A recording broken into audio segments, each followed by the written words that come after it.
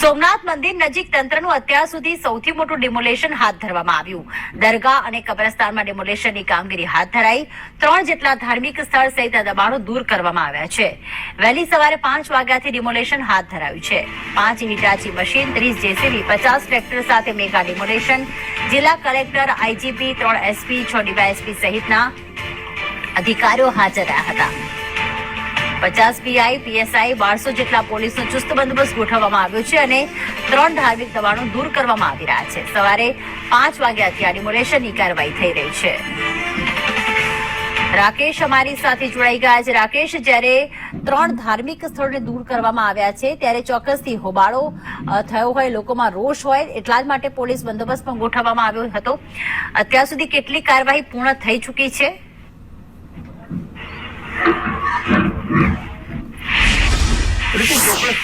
ગીર સોમનાથ જિલ્લાના ઇતિહાસમાં કહી શકાય પ્રથમવાર આવું મેગા ડિમોલેશન થઈ રહ્યું છે। જે સોમનાથ મંદિર છે તેની તદ્દન નજીકમાં આ મેગા ડિમોલેશનની કામગીરી ચાલુ છે। આજે વહેલી સવારે 5 વાગ્યાથી જ તંત્રના જે રેન્જ આઈજીપી નિલેશ ચાંચડિયા, જિલ્લા કલેક્ટર દિગ્વિજયસિંહ જાડેજા, જિલ્લા પોલીસ વડા મનોજસિંહ જાડેજા આ સહિતના શીર્ષ અધિકારીઓ ઉપરાંત 1200 થી પોલીસ જવાનોનો સ્ટાફ અહીં ખડકી દેવામાં આવ્યો છે।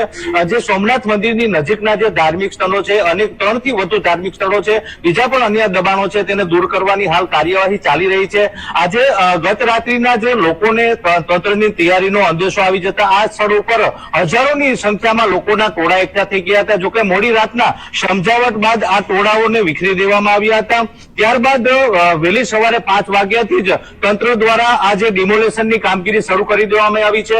ગીર સોમનાથ જિલ્લો, પોરબંદર જિલ્લો, જુનાગઢ જિલ્લો આ 3 જિલ્લાની પોલીસ અહીં ખડકી દેવામાં આવી છે। આ ઉપરાંત જે એસઆરપી બંદોબસ્ત છે તેને પણ અહીં ખડકી દેવામાં આવ્યો છે। બીજી તરફ જે દબાણ ચાલી રહ્યું છે તે સ્થળ ઉપર લોકોની અવરજવર ન થાય તે માટે જે આખા વિસ્તારને કોર્ડન કરી દેવામાં આવ્યો છે અને ત્યાં જેવા ઉપર પ્રતિબંધ લગાવી દેવામાં આવ્યો છે। આજે વહેલી સવારથી જ આ તમામ કાર્યવાહી ચાલી રહી છે અને જે જિલ્લા કલેક્ટરમાં